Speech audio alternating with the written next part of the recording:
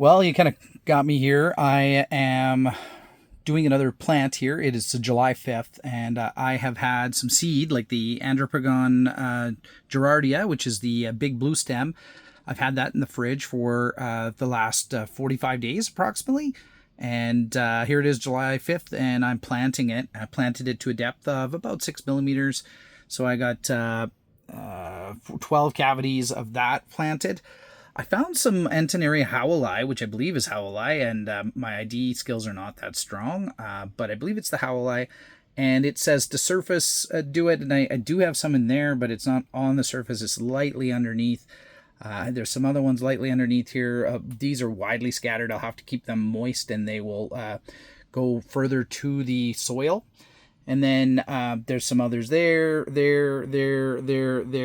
The fresh seed on the Antennaria Howellii, it's not recommended. Apparently, you need a 60 to 90 day strat on this to do well with it.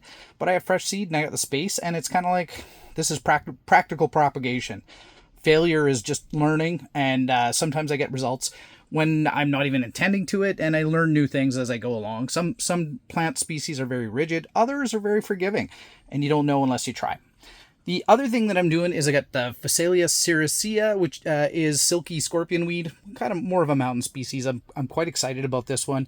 And I'm just going to moisten the soil up here on these ones. And I'm going to put a humidity dome like I did on some of the others. I'll show some of the others in another video as well.